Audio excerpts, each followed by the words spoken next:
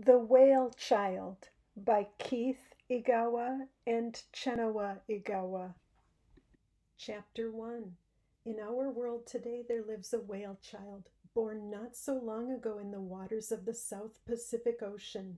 You may have seen him from the shore, off in the distance swimming with his mother.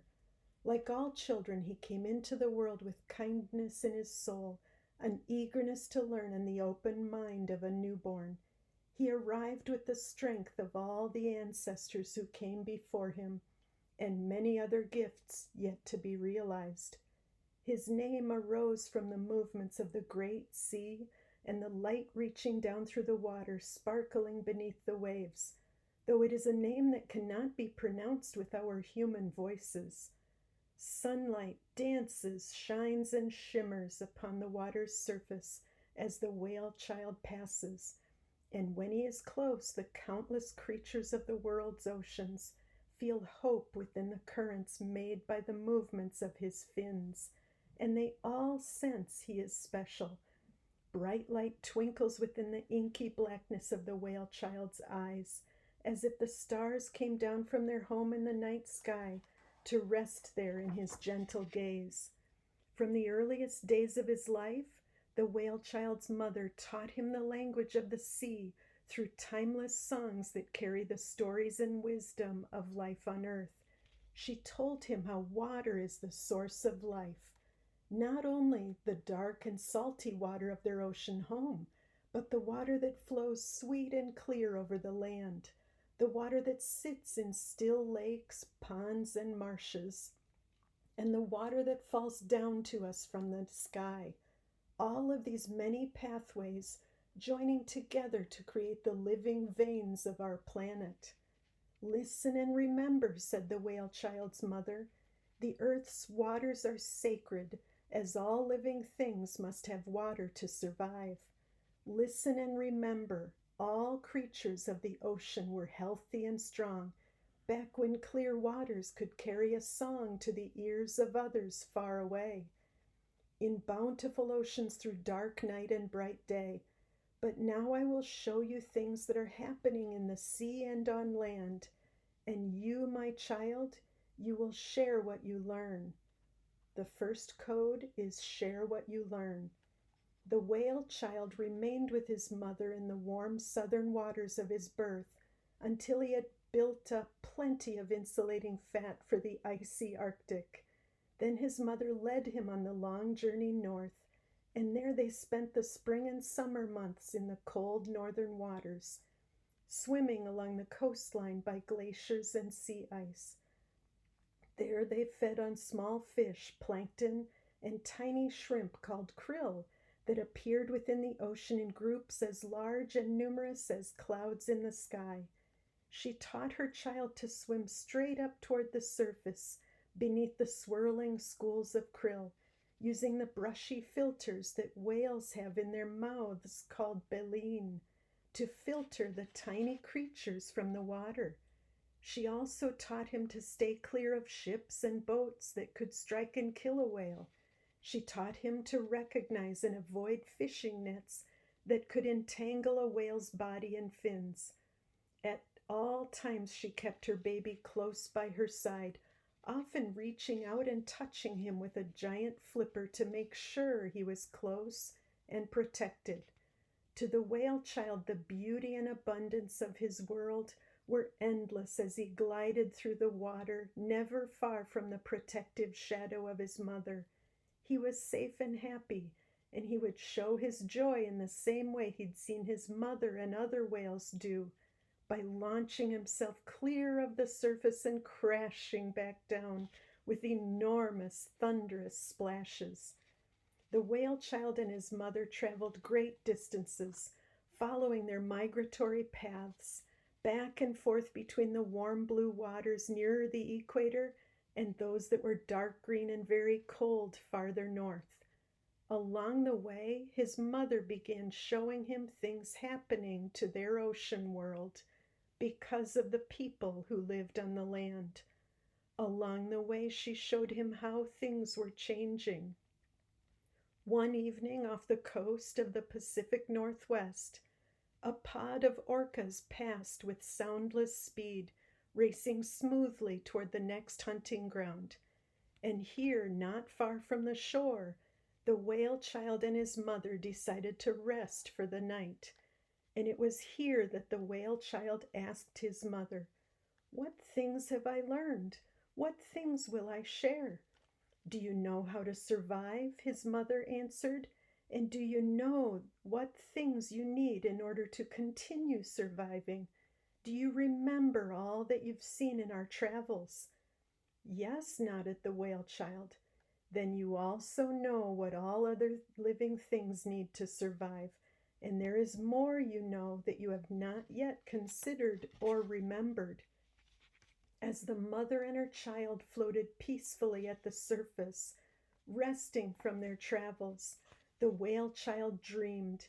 In his dream, the moonlight reached down into the deep ocean, and he saw a human woman in the distance swimming toward him. Her long dark hair flowed out behind her and rippled in the current like smooth black seaweed. The whale child knew this was more than a dream. He knew that it was showing him what was to come. He did not yet know how or why, but he knew this woman would soon welcome him into the shore of the human world. When his mother awoke, she confided, "I had the same dream as you, and what you dreamed was true. You have family on land as you do in the sea. We are all connected. We are all related. Now, my son, you will walk on 2 feet as men do, and you will meet a woman and her daughter where the surf meets the sand. This woman is your human mother, and the little girl is your human sister. To this little girl you will pass on our teachings, and by helping her, she will in turn help others bring healing to the world. As tomorrow's sun rises, you will emerge from the sea as a human boy, and you will show your little sister that being caretaker of the earth begins with taking care of the water that all life depends on. Your visit on land will be very short, but during the quickly passing time, you will show her that she can help overcome the things you and I have seen in our travels, one smart step at a time." "But that seems impossible," marveled the whale child. His mother made a slight movement of her powerful fin, drifting closer until her eye was right next to his. "Now listen carefully," she said. "The spirit of the ocean moves within every drop of water, traveling the globe within the largest and smallest of currents. It lives within the bubbling, roiling waves, within the sea foam on the still surface, and down into the deepest trenches carved in the ocean floor. This spirit has been with us and around us since the beginning of all things, and during every part of your travels by my side, it has witnessed your happiness and your reaction to the bad things you have seen when you looked upon the many threats to life in the ocean. It has seen that you are not disheartened and do not give up in the face of difficulty and challenge. So of all the creatures in the ocean, the water spirit has chosen you for what will happen next. It has chosen you to carry the wisdom and memory, not only of all the whales who came before you, but the wisdom and memory of the vast ocean world and its connections to life on dry land. It has chosen you to share this wisdom with the humans, who will be responsible for what happens to the earth. The spirit of the ocean knows that you are perfect for the task at hand." Before the whale child could ask his mother more about what all of this meant, the tiny bioluminescent lights that glitter throughout the ocean gathered around him. The water swirled and churned, forming the shape of the water spirit. And as the whale child watched in amazement, the water spirit reached out with a long arm of seawater and starlight and gently touched him on the top of his head. Then the whale child began to change. The second code is change. He shrank and grew skinny as his thick hide became thin. The deep gray of his body faded until soon he was the color of the humans on the shore, and his skin reflected the lights that swirled around him, making him glow within the deep shadows of the ocean like the lure of an anglerfish. His fins became arms, and where his powerful tail had been, there were now two human legs kicking to keep his new body afloat. His eyes moved forward from the sides of his head, and soon he was looking toward the beach where the humans lived. Then the water spirit disappeared. The water became dark and calm again, and the whale child was a boy paddling about in the deep ocean. "Go ashore now, my son," the mother whale pressed fondly. "They are expecting you.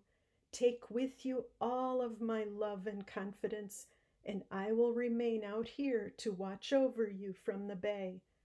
At that, the boy swam toward the shore, and each time he poked his head up from the water, he could see the hulking shapes of hills and mountains in the distance growing closer.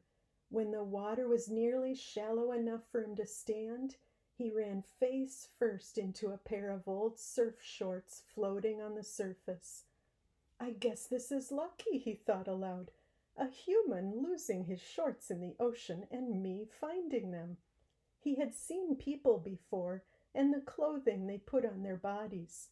So for the first time he stood on his new legs. "How strange is this," he muttered as he awkwardly climbed into the shorts, one leg and then the other, feeling the gritty sand against his feet and between his toes. Although he could wade the rest of the distance to the beach, he slipped back beneath the surface and swam forward, feeling the weight of the unknown upon him. But the comfort of his mother's love remained strong and steady within each beat of his heart as he made his way through the push and pull of the shifting tides, and he was not afraid. Chapter 2. A little girl named Alex lived a content and happy life in the Pacific Northwest, close to the seashore with her mother and father. It was a place of tall green trees and water all around. Her mother's people were called Coast Salish, and they had lived in this place further back than history could remember. Her father's people were Polynesian, and they came from a distant island in the South Pacific Ocean. Both sides of Alex's family had important ties to the land and sea. Her great-grandparents and the generations before them knew that living in harmony with nature would ensure a healthy and plentiful world for the children yet to come. But when Alex was born, the respect and understanding that her ancestors held dear needed to be remembered by the living. Alex's mind was as sharp as a little fishhook, but she had not yet thought about things that might be wrong with her world and the future. One night, Alex's mother had a dream. In this dream, she swam out into the ocean toward a mother whale and her baby. In her dreams, the baby whale turned into a human boy and she welcomed him ashore. From her dream, she knew that this boy would share important gifts with her daughter. She knew that Alex would truly listen and understand. She knew Alex would share what she learned with a waiting world of young minds and open ears. When she awoke, she walked down to her daughter's room. As it was a summer night, it was still hot inside the house. Alex had slid out of bed in her sleep to escape the heat of her blankets, so she was splayed on the rug like an exhausted lizard. In one hand she held a stuffed sheep named Sheepy, and in the other she clutched a half-eaten donut she'd sneaked during the night. "Wake up, Alex," her mother shook her gently. "There's something we must go see." And she walked her daughter down to the beach in the dark. As the sun rose from behind the mountains to the east, Alex and her mother stood side by side watching the changing colors of dawn light up the surf that rolled back and forth upon the glistening sand. Alex looked out toward the horizon and believed she saw two white tails in the distance, one big and one small, breaking the surface and then disappearing. Then Alex heard the haunting notes of a whale song drifting in on the tide. The song gradually grew louder, then stopped, and as she and her mother watched and waited, a human boy came up from the ocean. "Who is that?" Alex asked. "He is the boy I dreamed of," her mother answered. "He is your brother from the water, the boy who comes from the whales." Alex knew whales had special place in the stories and legends of both her mother's and father's people. Elders called them the people who live under the water, and they represented the strength of community and working together. They could inspire happiness and luck, and she even heard that sometimes the presence of a whale meant that you were protected on your travels. But still her mother's words were hard to believe. "My brother from the whales?" blurted Alex. "But that seems impossible. He must be a boy who fell off a boat or went for a late night swim and lost his way, swept down the shoreline by a riptide." As Alex's mother watched the boy make his way toward them, she too was astounded by what she saw. But in a calm voice she said to her little girl, "Magic such as this has always existed in our world, and nature will now teach you ancient and eternal truths for a better future. This boy is here to share lessons with a child of pure heart and open mind, so you must listen closely to what he says, for that special child is you, and his visit will pass quickly." Alex felt the truth of this, and her disbelief faded. Code number 3 is truth. She nodded and was approached by the boy with the comfort and kindness that children are born with and adults often forget. "What's your name?" she asked. The boy spat out a big mouthful of water, seaweed, and sand. He blinked his eyes then and said, "Do you know how the sunlight shines on the waves when you look out over the ocean?" "Yes," Alex said, "I know it well." "Well, in my language, the language of the sea, my name means sunlight that shines into the deep ocean." "That's a very long name. I will call you Shiny," declared Alex. To that, the boy nodded his head and smiled, showing big chunks of green seaweed still stuck in his front teeth. "So you are a—" "Yup, a whale," Shiny confirmed. Alex nodded slowly, her eyes wide and the beginnings of a smile on her lips. "But that seems—" "Impossible," said Shiny. "Yup, seems impossible." Shiny looked back over his shoulder. "But here I am," he gestured toward the ocean, "and I came from far out there." Alex thought about her mother's words of magic in the world, and this was happening before her very eyes after all.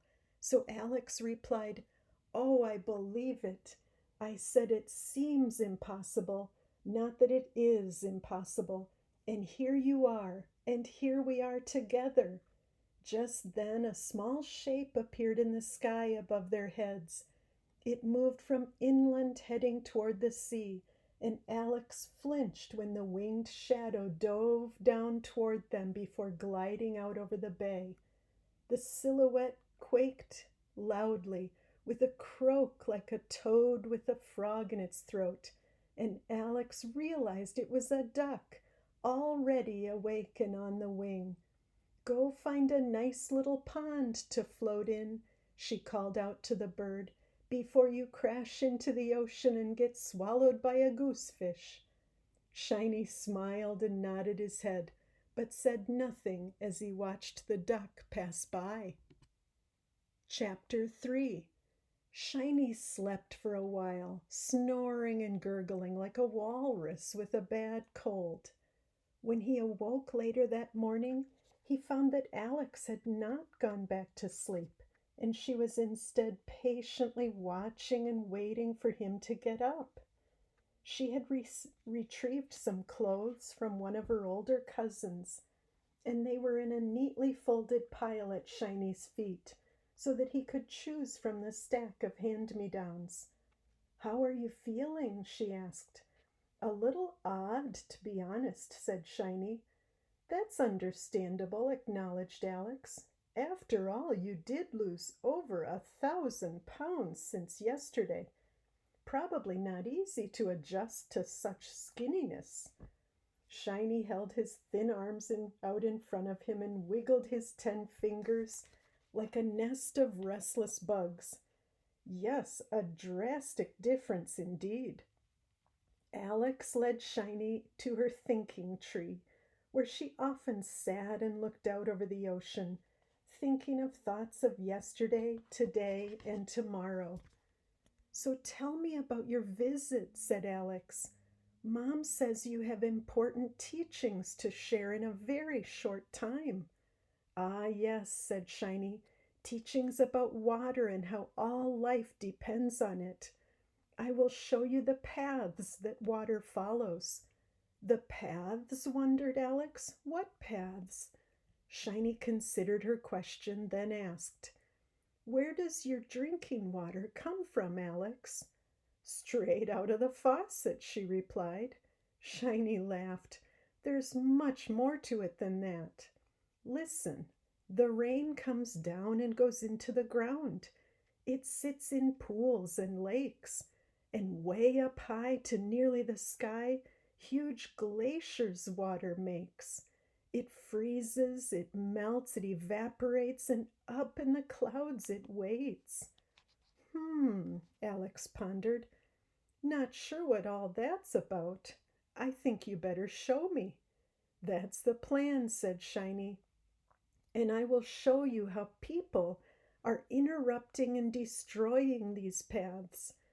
These things are there for everyone to see, but seeing doesn't seem to be enough."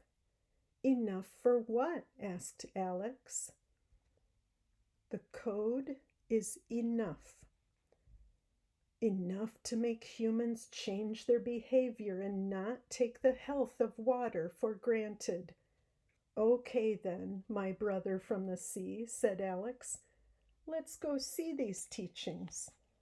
From the moment Shiny had stepped onto the beach and stood before her, Alex felt comfort in his presence, despite the unusual nature of his arrival and the uncertainty of what lay ahead. She felt safe and at peace when Shiny stood close by. "Come along with me," said Shiny, "and I will show you." At the edge of the village, Alex paused in an open space on the outskirts of the forest. She listened and she waited. Shiny pointed in all directions. All the natural world, he marveled. Creatures and spirits and fantastic forces unseen. It may seem as simple and familiar as the rock and the tree, but it is full of powerful mystery. "Like magic," said Alex. "Yes, exactly that," said Shiny. "Now let your mind be silent and still as you listen and learn. Let your heart be open. The natural world is alive, beautiful, and giving, but it can be lost when people do not take care of it. I will show you how things are changing in very bad ways." "I don't believe I'd like to see those things," Alex shuddered. And to this Shiny answered, "In the time we're now living, you have no choice but to see them, because to ignore these difficult things is to let them keep happening." Code number 5 is to ignore these difficult things is to let them keep happening. Shiny saw that Alex looked dismayed at the thought of losing her beautiful and giving world. So he put his hand on her shoulder. "Do not lose hope," he added. "Seeing what is bad will make you realize the good you can do." Take one smart step in the right direction, and the next will come much easier. Just then a little duck with an extra large head landed next to them on the grass. He stretched his short wings and squawked loudly.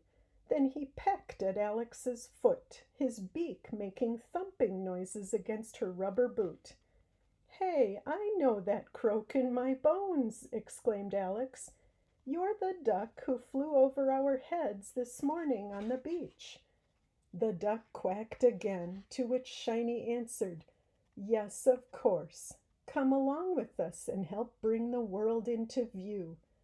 Bufflehead meet Alex, and Alex meet Bufflehead, and Bufflehead stopped chewing on her boot." Alex frowned and looked doubtfully at the bold little bird, but she said nothing and followed Shiny at heart. He dove back into the ocean, chasing after shrimp and small fish.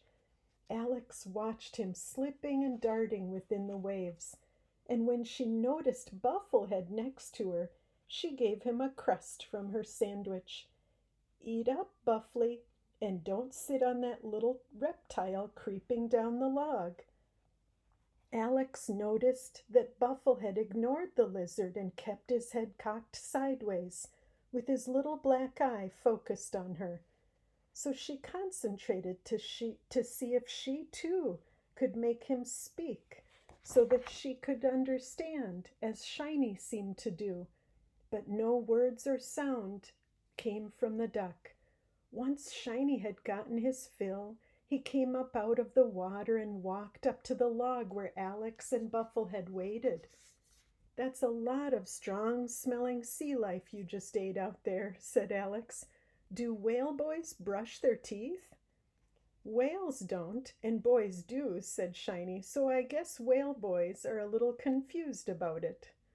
Alex had taken a few steps down toward the shore to look out over the ocean, and now she turned away from the water to look back at Shiny. "Did you just eat my cupcake?" she asked. "No." "Then how come your mouth is all blue?" Shiny laughed and shook his hair dry like a dog. "I'm sorry. I had to test it," he said, "to see what kinds of foods you humans are eating." Then his face grew serious as he looked slowly up and down the shoreline. "Look, there on the beach, Alex. Fish and birds get tangled in nets that are left to drift. Some have eaten garbage and died. Even the small things that people toss to the ground here and there without thinking add up to very big problems. Did you know most of the plastic that's made, used, and then thrown away by humans ends up in the sea? Thousands and thousands of heaps and piles and miles, tons and tons of plastic garbage out there choking the world's oceans. Code number 6 is plastic. I have seen it myself. I swam through it, around it, and beneath it while traveling with my mother. Alex looked down the beach and saw dead fish and birds scattered across the sand. She could see the pieces of plastic they had eaten. She saw a bird that had become entangled in nets. She saw a crab with his claw caught in a plastic soda pop ring. She looked out toward the waves and saw more litter floating and bobbing in the shallows. "I'm sorry to show you such sad, frightening things," mumbled Shiny. "Being here with you is more fun than I could have known, but I allowed this visit because the world has become such a dangerous place. Remember what I said earlier? If we do not learn about everything we face in life, both good and bad, light and dark, then we are ignoring the truth. To look at the world honestly is to see the difficulty that is there." Alex nodded and sighed heavily, but she still had a frown on her face. Shiny stepped forward to look her in the eye. "Alex, we don't stop laughing just because there is bad in the world, and we don't ignore the bad so that we can keep laughing. And Alex, Never stop enjoying the blue cupcakes. You mean enjoy the cupcakes when a whale boy doesn't eat them first. Both kids laughed loudly, and the sound could be heard in all directions, far down the beach and out over the ocean. Now, with a smile on her face, Alex said, I'm okay, cupcake thief. Let me see something else. Shiny and Alex followed along the water's edge, and later that afternoon they came to a still inlet where the mouth of a river emptied into the ocean. Here there were no houses. They arrived at a point where a dark, oily liquid gushed forth from two big metal pipes jutting out from a concrete wall. Look here, Shiny pointed down. Pollution that flows and grows until the creatures of the ocean can no longer live in it. Yes, nodded Alex. I've seen these pipes and the yucky glop they gush all day. Definitely stinky, my friend, very stinky. They are everywhere, said Shiny. Not just here, but near and far. Pipes and pollution crossing the planet. Then Shiny thought about the water spirit that had formed before his eyes, changing him and making his visit on land possible. And remember, he said, water is alive. Water is life for each living thing, from the smallest to the biggest, from tardigrades to blue whales, from eels to elephants. So imagine what happens as their world is poisoned. That's a very serious problem. What's a tardigrade? The water bear, explained Shiny, a creature too tiny for the human eye to find. Alex imagined a brown bear with claws, teeth, and hackles, but so itsy-bitsy it could swim laps in a bottle cap. Pretty neat, she said. Grizzly bears paddling around in a drop of water. I like the sound of it. Shiny smiled and took a few steps, preparing to continue their journey, but Alex lingered for a moment longer, thinking, protect them all, from the big to the small, she announced to the clouds overhead. Then she looked back at the pipes pumping pollution. My parents told me that their grandparents, great-grandparents, and those far back before them all lived by understanding that every speck of life helps hold our world together. Yes, said Shiny, people know this, and then it's forgotten. Forgotten and remembered, remembered and forgotten. I'm beginning to see that, said Alex. So this is a time for remembering. Code number 7 is remembering. Chapter 5. Let's head to the mouth of that river, said Shiny, and from there we'll walk inland. The two friends left the shore behind them, plodding their way through thick brush as high as Alex's shoulders. Soon the ground before them opened into an expanse of gray sand and pebbles, with larger rocks and boulders dotting both banks of the river. The kids followed its path as it curved back and forth like a gigantic crawling snake. Now they were miles inland, alone in the deep, still silence, except for the soft sound and movement of the river flowing out from a wall of cedar and fir trees that covered the land, sloping gradually up toward the mountains. I know this river well, Alex noted. It moves slowly here, but a little way up ahead into the trees, the water begins to crash and tumble with a current so powerful it can sweep a kid away, like a piece of driftwood. The salmon that my people have always depended on come up this river to spawn every year, fighting their way through the wildest waters. Then their eggs hatch, new salmon are born, and they head out to sea to grow and live their lives. Then as adults, they come back here again to spawn.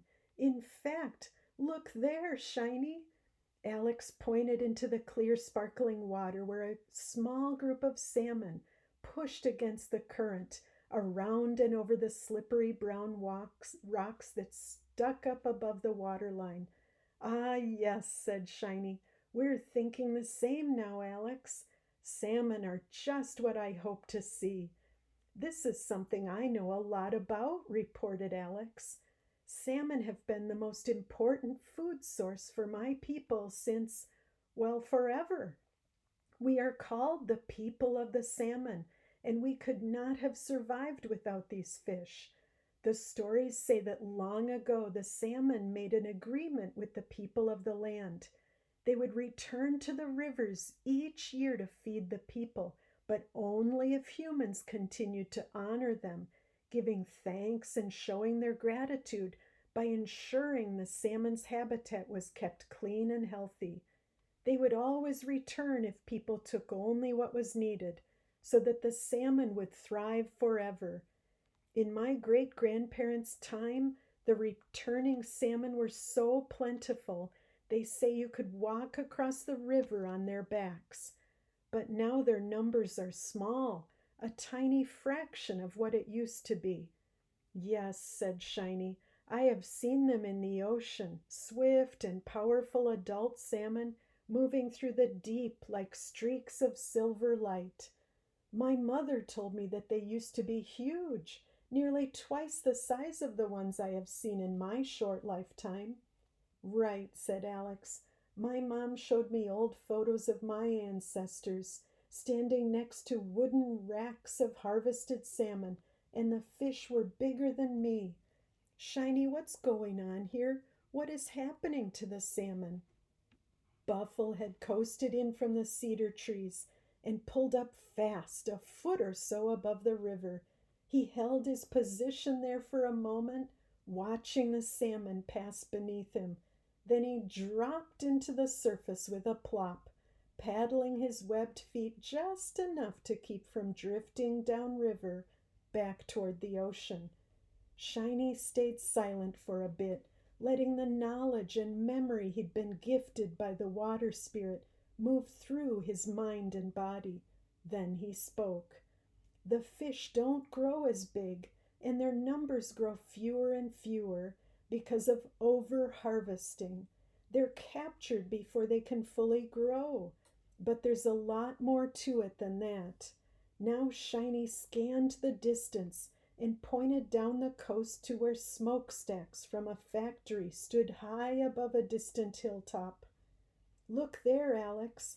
See those sour, sooty fumes billowing up into the sky? Those clouds of pollution pumped into the air eventually fall to the ground, contaminating soil and water. There are pesticides used on farms that also go into the soil, then into the river, and all of this ends up in the flesh of salmon and countless other aquatic creatures. My family only eats salmon sparingly now, said Alex, and my mother says it is because of the mercury in the fish. Yes, poison in their flesh, agreed Shiny. And Alex, you spoke of how the salmon runs that once filled the river from shore to shore are no more. That is not only true of this river in your corner of the world. There are in fact places where no fish return at all. These are signs telling us that things have gone terribly wrong and will undoubtedly get worse. When salmon disappear from a river, this tells you the river is no longer healthy and cannot sustain life.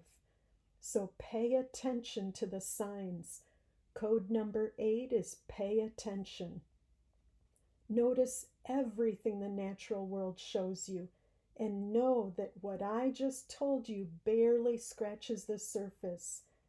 Before Alex could answer, there was a violent splash as a salmon broke the surface near the river's edge, its entire body rising out of the water with flashes of silver, brown, and red. The salmon plowed its way along the gravel through the shallows and nearly crashed into Bufflehead as he bobbed peacefully on the surface. Bufflehead leaped out of the explosion of white water, away from the thrashing fish. Then in a panic the little duck headed straight for Alex, his wings flapping violently around her head and spraying her face in a flurry of mist and feathers. "Yikes, you crazy bird!" Alex shouted, doubling over with laughter. "What is your deal?" Buffle had landed by Alex's feet, calmer now and looking almost embarrassed. He cocked his head to the side and watched the lone salmon swim out of sight on its way further upstream. Shiny was laughing too, wiping the tears from his eyes. Then he looked to the west where the sun had begun its descent toward the horizon. He caught his breath. "Look, we're running out of daylight." Alex dabbed the water off her face with her shirt sleeve. "I was thinking the same thing. In a couple hours we can be home." "Then let's go back and sleep," suggested Shiny, "and when the sun comes up, we'll head out again." Alex led the way and the companions began the trek back to her house. "Hey, Alex, did you notice that Bufflehead flew to you for protection?" "Yes, I did. I guess I'll take that as a compliment, huh?" The travelers arrived home as the sun was dipping down into the oceans, where somewhere Shiny's mother cruised just beneath the surface, feeling the presence of her child on the land. Chapter 6.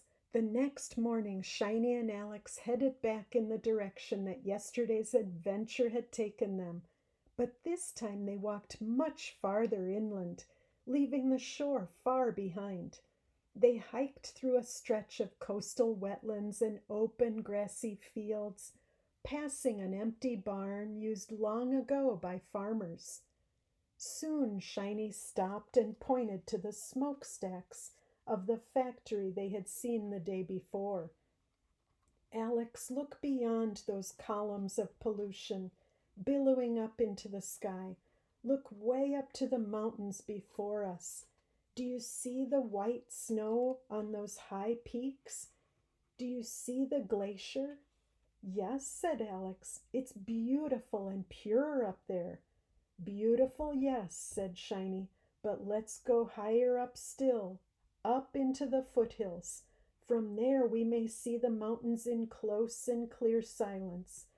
And along the way we will see what we see and learn what is to be learned. Come along, there's more walking to do." "But which direction, which route, which trail will take us there?" asked Alex. Shiny looked around as if something was missing. He raised one eyebrow and then the other. "Where's Bufflehead gone off to?" he mumbled. Just then a flock of geese passed overhead, honking loudly. Alex pointed skyward. "Look," she crowed. "There's Bufflehead flying with the honkers." Hearing Alex's voice, Bufflehead broke off from the flock and dove down to flutter above the children. Then he landed in a patch of clover and scared up a bumblebee that bumped into Alex's forehead so hard it made a sound like the snapping of fingers. Bufflehead flapped his wings and made a loud squawk. "Yes, yes, Bufflehead," acknowledged Shiny.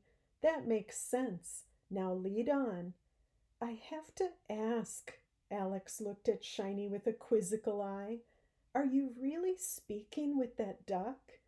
"Of course I'm speaking with the duck," Shiny grinned. "And the duck is speaking with me." Alex was still not entirely sure about this, but Bufflehead was a wild creature after all, and the way he followed them so closely and without fear surely had to mean something out of the ordinary, something truly magical and no harder to accept than everything else of the past 2 days. So Alex said nothing more about it and followed along. The three companions pressed on, making their way through the silent coastal woods. Sometimes Bufflehead hovered and swooped above their heads.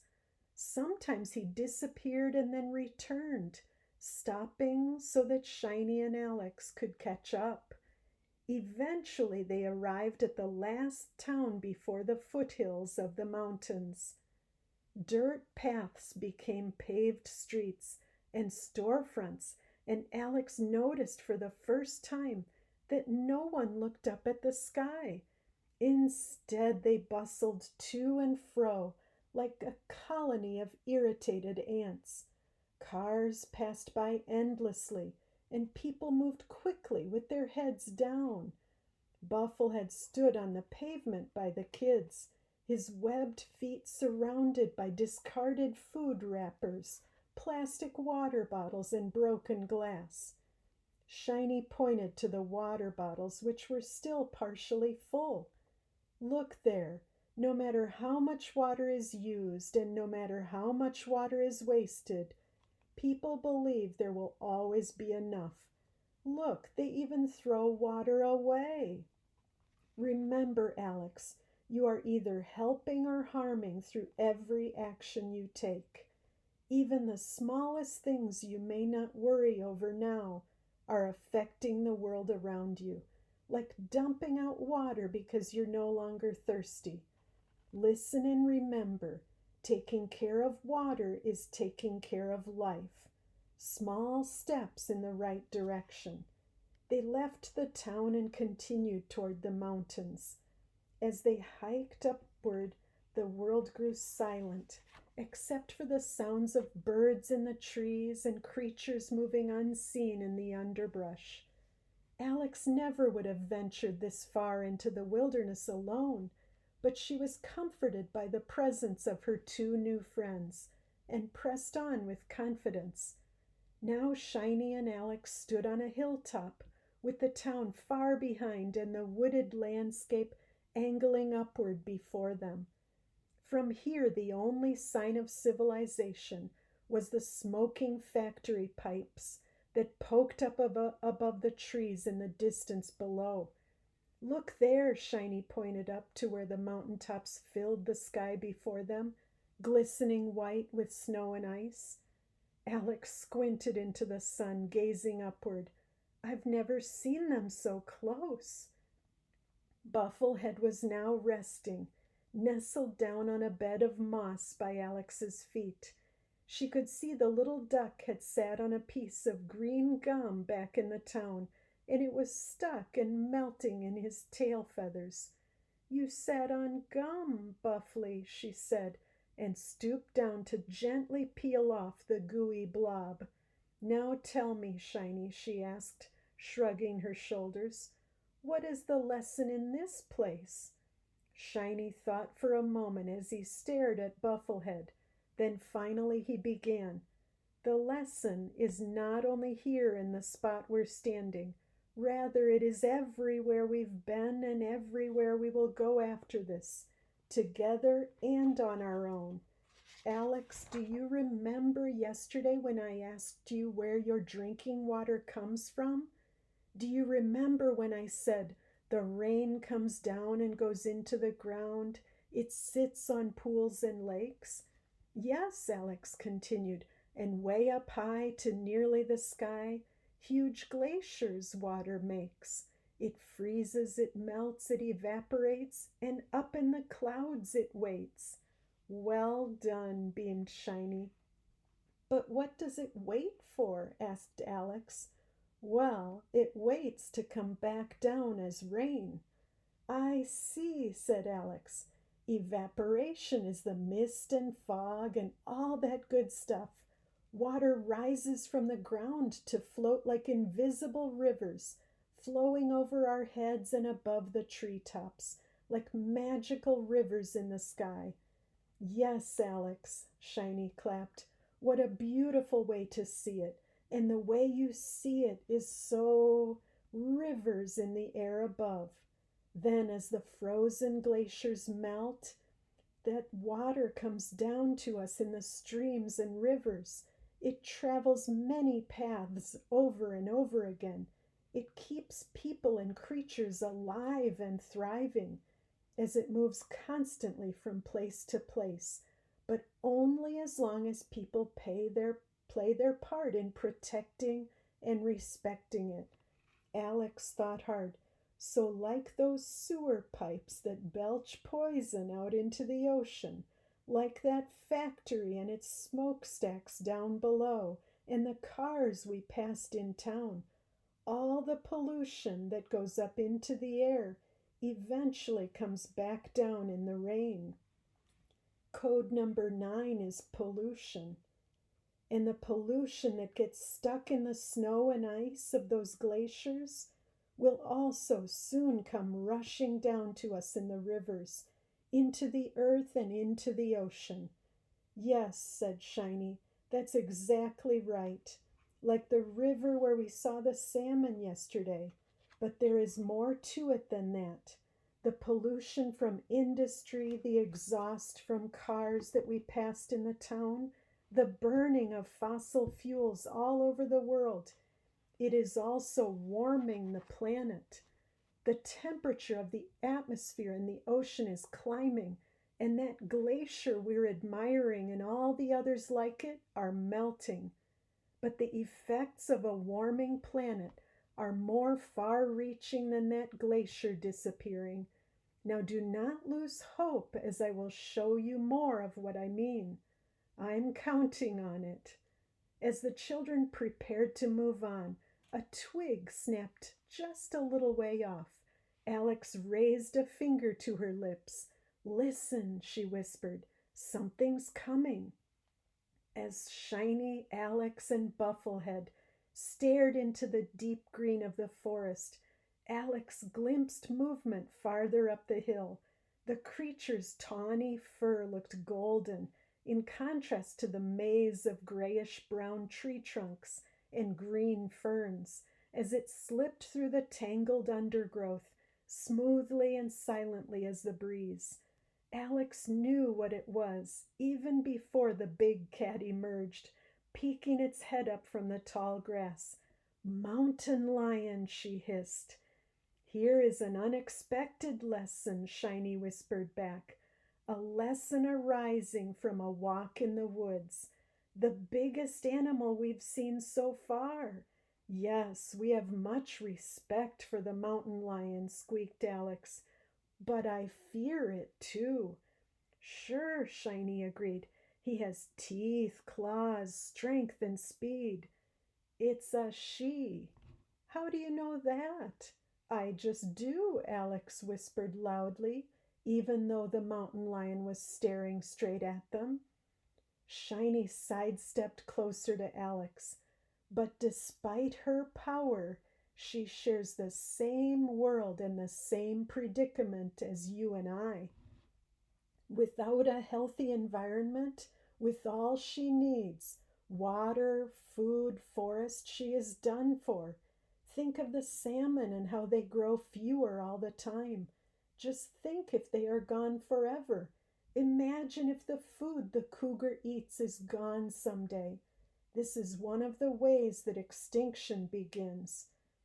"Cougars don't eat much salmon." "That's not the point," insisted Shiny. "What you must recognize is that all life is connected. Code 10 is all life is connected. If an animal disappears, the sadness of its loss is only a tiny piece of the story, for its disappearance from the food chain will doom those who depend on it, one species after the next."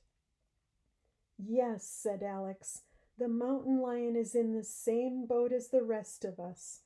Shiny put his hand on Alex's shoulder, ready to guide her back and away to safety, but Alex didn't move. "Now let's make sure we survive the day." She took several steps toward the mountain lion. "Quick, Buffly, get on top of my head. Stand up as straight and tall as your stubbiness will allow, and spread your wings wide as they can go." Alex rose on her tiptoes and waved her arms, and Bufflehead flapped his way up to perch atop her head. He stretched his neck, spread his wings, and flapped them as if he'd gone mad.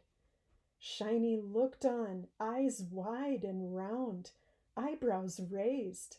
The big cat regarded the group curiously from where she sat on a large gray rock. She yawned so that her long red tongue lolled out between sharp white teeth. Then she turned and disappeared without a sound. Buffle had returned to the ground by the children's feet and preened his ruffled wing feathers.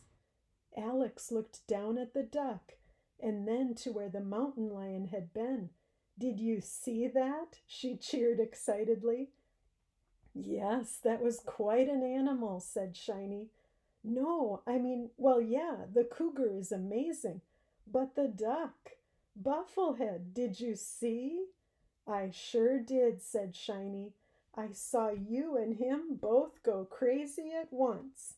Alex laughed, proud of her quick thinking.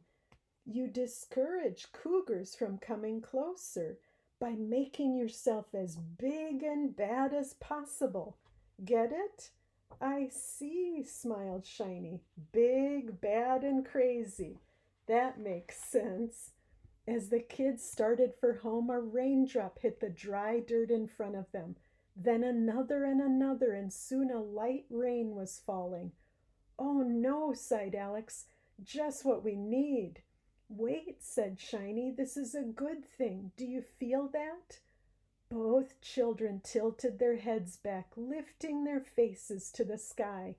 They extended their arms out to their sides with their palms turned up to catch the drops. "I do feel it," said Alex. "The feeling of comfort for some reason. And look at it." Alex pointed to where each raindrop seemed to be catching the sun's light and holding it like tiny sparks. "It looks like the ocean at night," she said, "when you swirl the water with your hand." "That's right, little sisters," said Shiny, "like phosphorescence. It's the spirit of the water, the one who brought me here to be with you. And it's watching us," said Alex. "Yes, we're being watched over and looked out for. The water spirit is happy we are here together." "An acknowledgement straight from nature," said Alex. "An amazing feeling. Come on, Alex, homeward." The kids walked in silence for nearly another mile toward home, rejuvenated and carried onward by the rain. Then finally Alex said, "I'm glad we got to see the mountain lion. How sad that such a sight may not be possible for the kids who come after us." Chapter 7. Night was on its way when Shiny and Alex arrived back at the village. From the beach they watched together as the sun set, making a fiery orange light on the horizon before disappearing. "What's next?" Shiny mused aloud, glancing down at Bufflehead. "That's your job," said Alex. "Or maybe we should ask our little duck." Bufflehead cocked his head to one side, then rose into the air and glided out over the ocean. "Yes, of course," said Shiny. "Out there, Alex." And he pointed to the vast black ocean surface, where the moon reflected in a long shimmering line the color of butter. "At one time, there was more life in the ocean than you can imagine. I need to show you what's happening out there." Alex looked at him in disbelief. "The ocean still squirms and bulges with life." "Not like it used to," said Shiny. "Remember what we've seen and considered in these past days, and connect all those things together in your mind. Even the oceans are changing, and now there's much less life than when my mother first breached the surface as a baby. I will show you." Alex was skeptical. "How? I'm a human and I can't breathe down there." "There's another way to travel," said Shiny. "The same way your mother knew that I'd be visiting you, and just as I knew you and your mother would be there to meet me on the beach." "What are you talking about?" Alex asked. In sleep, you can often see more than when you're awake. Your mother and I shared the same dream of my coming here to see you, traveling toward one another beneath the water. So now you and I will sleep and share a dream of a journey into the deep. Like magic, said Alex. Yes, more magic. He took a deep breath and whispered, we lose old truths while we're awake, but a little sleep is all it takes. Your thoughts and dreams bring memory back and find new truths just down the path. That night as they slept, Alex dreamed that she and Shiny plunged down into the shore break. She could feel the wind blowing in from across the waves, and she could smell the salt in the chill air. When she first dunked under, she felt afraid and held her breath, but soon remembered the freedom of dreams and opened her mouth to breathe. Silver bubbles shone with a light of their own as they enveloped Alex like a storm of rising dandelion seeds. Now she felt bigger and stronger than ever, and she swam out into an enormous deep green world that grew black in the distant open ocean, where the shapes and shadows of fish moved like ghosts through the depths. They swam together with the skill and ease of whales, and Shiny showed Alex the things his mother had shown him. They moved past places where the currents carried harmful pollution, tangled fishing nets, and more garbage than Alex had ever seen, drifting on the surface. Alex saw an octopus crawling along the bottom, slow and smooth like a spilled milkshake spreading across the ground. But when the octopus saw the two kids swimming toward him, he quickly disappeared into an old tire. Alex, look there, said Shiny, pointing to the surface. When Alex looked up, she saw an avalanche of dead sea creatures pouring down in the wake of a black ship, their bodies drifting and sinking toward the depths. What is this? She asked. Overfishing, Shiny told her. Code number 11 is overfishing. People taking too much, and they only want one type of fish, so all the others caught in the net die on the deck and are dumped overboard in numbers you can't even imagine. In the last year, my mother and I have seen sharks by the millions, dead and discarded with only their dorsal fins cut off so humans can make soup out of them. At that moment, Alex remembered the voices of her older relatives saying, take only what you need from nature, waste nothing, and give thanks for what you take. And at that moment, she realized that there were others who might not share this belief. She heard Shiny speak. Get ready to make a jump many miles from here to the tropics, close to where I was born, to the South Pacific, Alex, where your father's people are from. Alex's vision became cloudy as they moved through the ocean world in a sudden blur of shifting darkness, shadow, and moonlight. Soon Shiny and Alex found themselves in a place where the water was much warmer. It was a lonely place, where the ocean had become silent and still, where no creatures moved about in the miles and miles of dying coral reef. Look here, said Shiny. Do you remember the pollution in the air, in the rain, in the snow, and in the glaciers? Alex nodded. The pollution that comes back down and flows out into the sea. Shiny pointed to the reef. This is what comes of that. Toxins and acid in the water destroy life in the sea. Bit by bit, mile by ocean, ocean by ocean. And remember when I told you of temperatures rising on the earth and in the sea? Well, this warming of the water kills the algae that nourish the coral reefs. As you see, the coral bleaches, turns white, and it dies. Alex saw that in all directions the bare coral was a sickly greenish brown, and in places as white as bone. She saw no signs of life except for a lone mantis shrimp walking along the bottom, searching for food that was no longer there. Here is another example of extinction beginning, said Shiny. It is happening now, on land and in the water.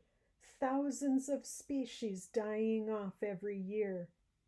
The sadness Alex felt came not only from within her heart, but now seemed to be rushing toward her from every direction and closing in on all sides, invisible but as real as the water itself. As she floated weightless, she was struck by the clarity of the lesson.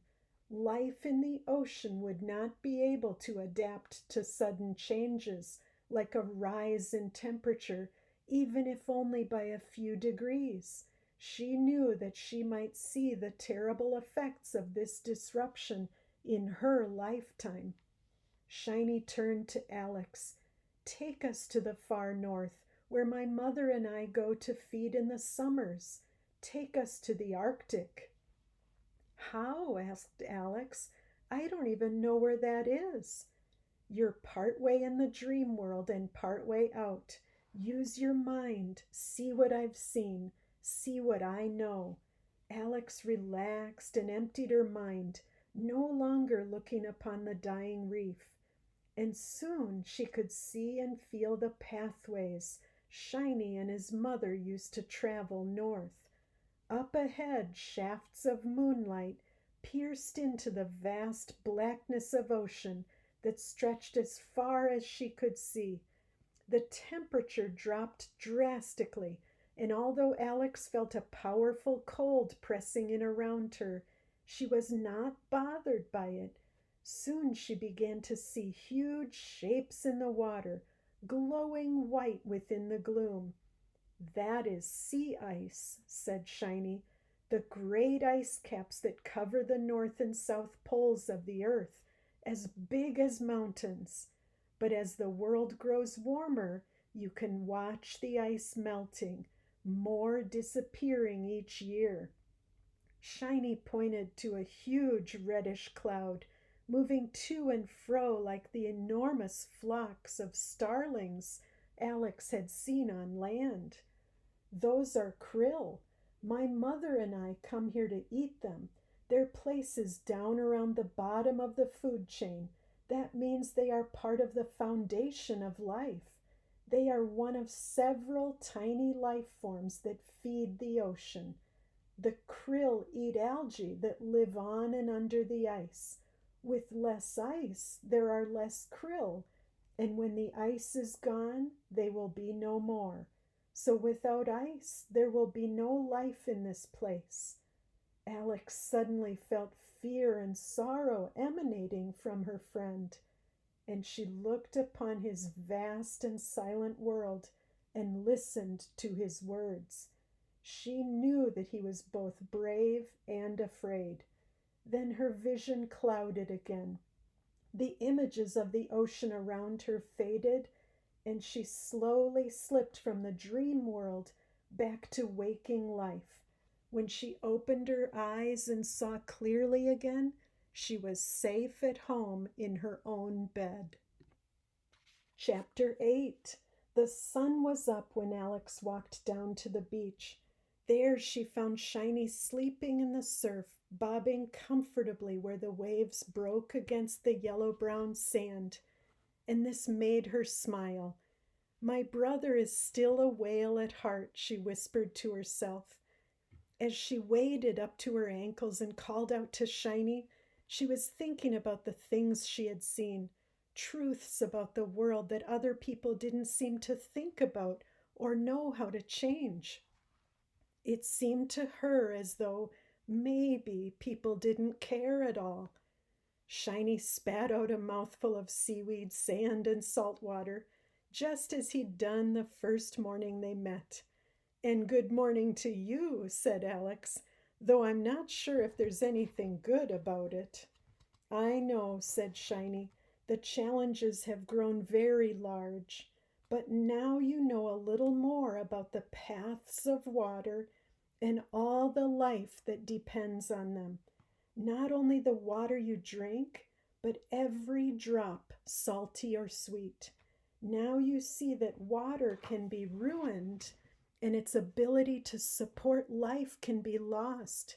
So you know that you must take care of it, as it is not something that will simply come out of the faucet forever." Alex looked up and saw Bufflehead and a butterfly, both flapping their wings and hovering in place. Then Bufflehead quacked at Shiny and flew away.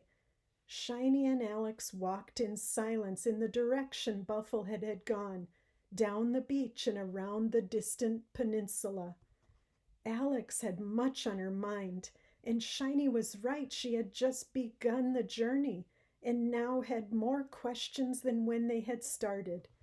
"Yes, I know a little something more than I did before," she said slowly. "But tell me, what can I do about these big things you've shown me? It's all way too much for a kid to change." Shiny gently placed his hand at the top of Alex's head. "Do you remember what I said about taking one step in the right direction?" She recited, "One smart step. Code number 11 is one smart step. And the next will come much easier, but it hardly seems easy, and it seems too late." "That's not the way to look at it, Shiny," said Shiny. "We have to start somewhere, and somewhere is the spot where you are standing right now.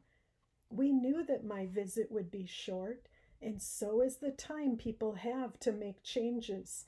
There is no time to waste, as change must start this very second. I will live the rest of my life as a whale, so my part in changing the future was to show you what was happening in the world around you. The responsibility for a better future is in the hands of kids like you. Children are the ones who can truly help our world, from water bugs to whales." This made Alex think of a little girl from her neighborhood who spent lots of time gingerly walking the water's edge, looking for sea creatures in the tide pools and rescuing those stranded on dry land. Alex imagined her saving a baby killer whale stuck on the beach, hoisting him up with superhuman strength and pushing him back into the water. And although some sadness still lingered in her heart, the image in her mind was funny and it made her laugh. But the image vanished when Bufflehead appeared suddenly. He was quacking crazily, swooping toward them and beating his wings in a furious blur of feathers. Shiny's jaw dropped. He began to run and Alex followed. And when they rounded the next peninsula, they saw a whale not far from shore, struggling in a fisherman's nets. Alex waited for Shiny to act, but he just stared in shock as tears rolled down his cheeks. "It's my mother." Alex was overtaken by a feeling of hopelessness, but then she saw something in the distance. "Look," she shouted, "that's my father there, just down the shore. He can help." That day, Alex covered the distance to her father as quickly as the little brown lizards that darted across the rocks in front of her house. And when Alex's father saw the look in his daughter's eyes, he leaped into action, launching his boat and speeding out to Shiny's mother. Once there, he saw that the nets entangling her tail were pulling her down, so that only her head occasionally breached the surface for air. He shouted instructions to the other nearby fishermen, and together they began slowly maneuvering their boats around the mother whale. With teamwork and care, they cautiously and patiently cut the nets away, and after many long minutes, she was free. Shiny's mother rose out of the water, landed with an enormous splash, and disappeared. But Shiny knew she was out there just below the surface, waiting for his return. He knew that his visit was near its end. Chapter 9.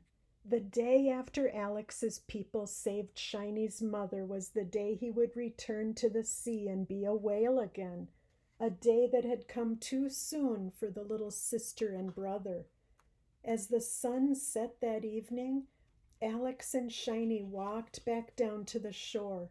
Alex's father and mother went part of the way too, but they stopped to let the children reach the water's edge together. Listen and remember, Shiny held Alex's hand. The things I showed you feel big and terrible, but there are simple lessons within them. The right way to live with our planet has been known by your people since the beginning. But as I said before, these truths are remembered and forgotten, remembered and forgotten. So now it is your time to help people remember again. The expression in Alex's dark eyes was grave and determined as she nodded and listened closely to Shiny's words.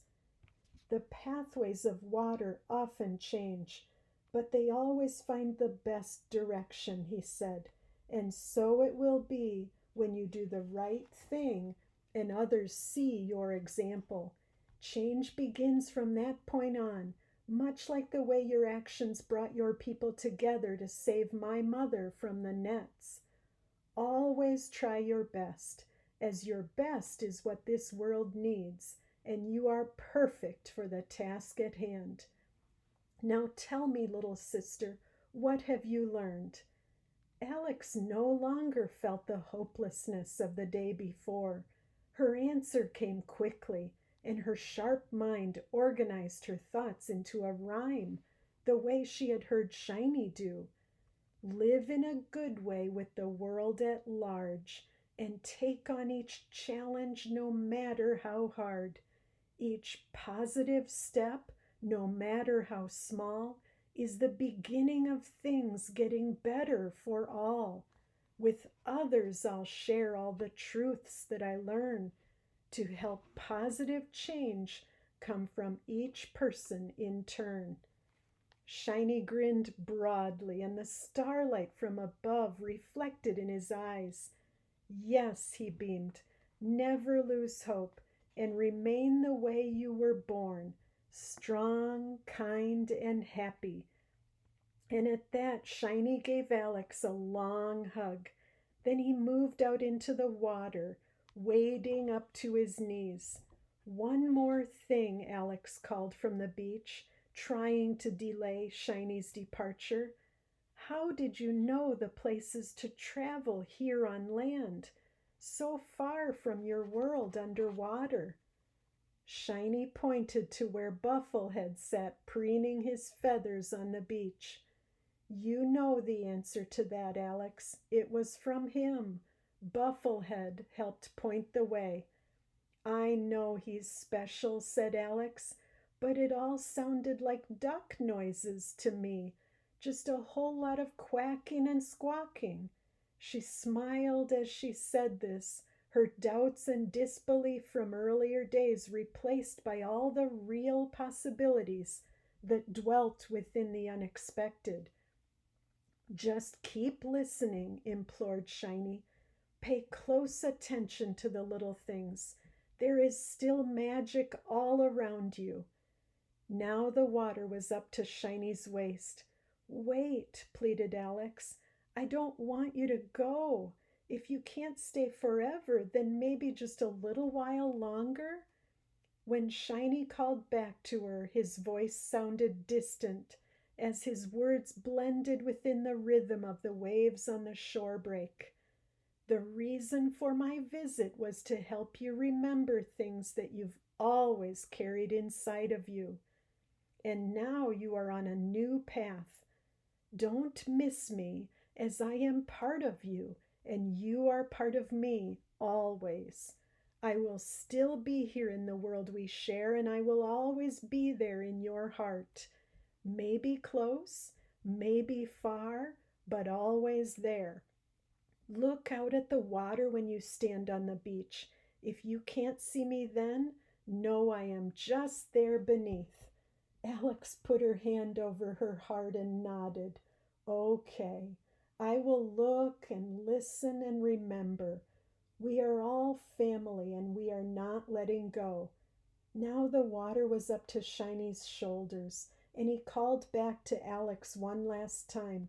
Whenever I'm close, I'll rise up out of the water so you will know that it's me. Then his head disappeared like a seal dunking down to chase a quick-moving school of little silver fish.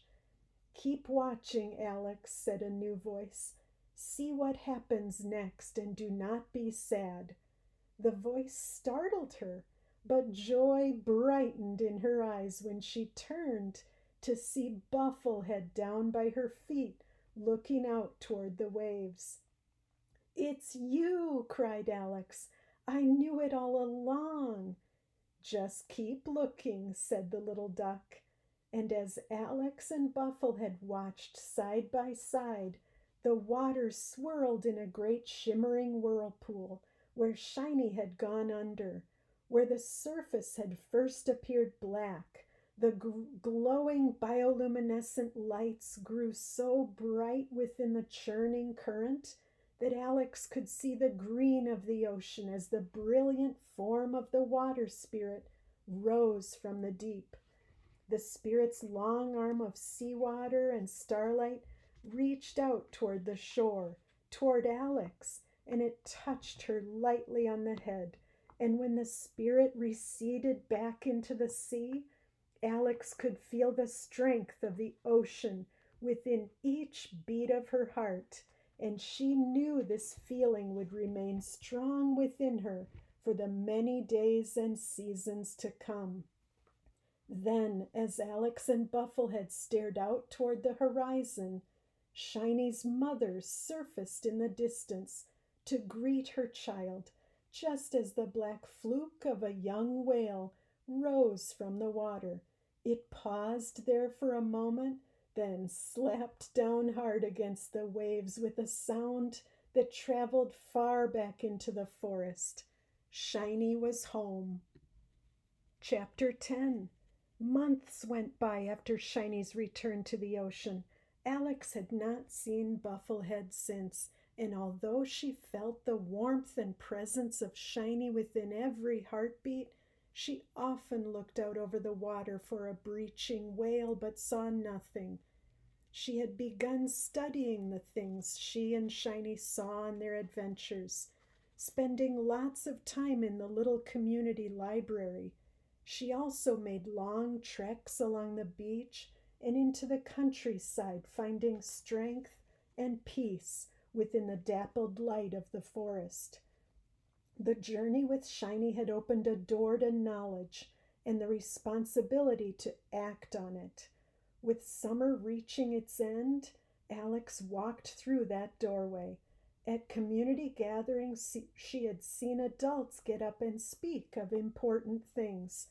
So despite being just a little kid, she gathered together as many of the children as she could. The kids who showed up sat on logs down at the beach just below Alex's thinking tree. They stared at her as she scanned the horizon out over the ocean, getting her thoughts together. Then she finally spoke. As you all know, since our beginnings, our people have passed on knowledge by the oral tradition. We stand up and address the whole community when we have things that must be said, things that must be remembered. And kids, I have something very important to tell you. The world we are inheriting depends on it. Alex was bursting with so much information, such overwhelming facts, feelings, and foretelling that for a moment she got stuck and self doubt got her tongue tied. Then she heard a sound so faint and distant that she was unsure if it was real or imagined. But as it grew just slightly louder, she realized what it was: a whale song drifting in from the ocean. The other kids took no notice and continued to stare at her expectantly. Alex's vision blurred through a film of tears, and far off toward the horizon, a whale's back appeared, just barely, followed by Shiny's tail, rising and crashing to the surface, so far off that the sound didn't reach the children. Alex's courage grew as the happiness over Shiny's presence filled her spirit. She felt the power of her voice return the truth that it would carry, and then in the blue sky before her, a small speck appeared. She wiped her eyes with the back of her hand, watching as the shape grew larger. Bufflehead flew in from the distance. He made one turn around Alex, wheeling skillfully on his short wings, and dropped to the sand by her feet. All the children gasped in amazement. "Oh my gosh, look at that," said Bella B., a 5-year-old who caught the bus for kindergarten every day on the road behind Alex's house. "What the?" Alex took a deep breath, grinning broadly. "Ignore Bufflehead for a second, Bella, and stay focused." Then in a clear and confident voice, Alex said, "First, I have a very simple and straightforward thought for you all.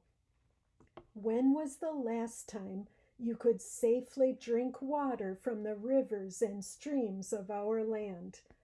"Never in our lifetime," said a neighbor boy.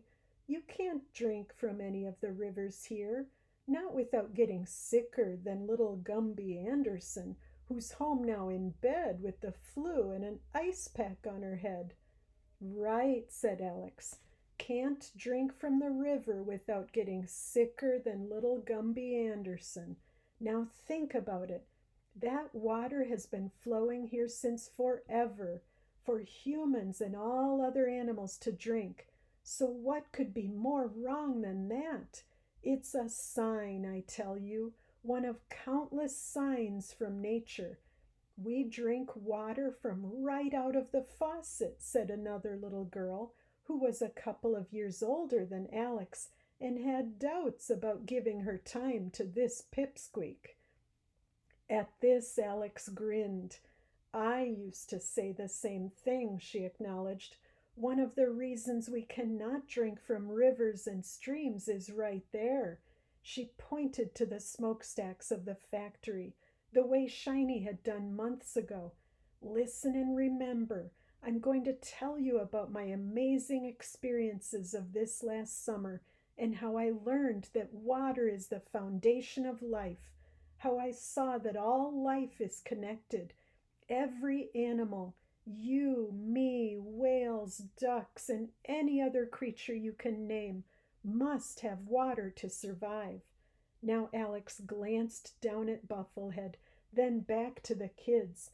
"And every animal, every living creature depends on the existence of the creatures around it to survive. So without water, there is no life. I don't want you to just hear my words. I need you to truly see what's happening in the world right now as humans disrupt the paths of water, as humans disrupt the natural order that is sustained by water."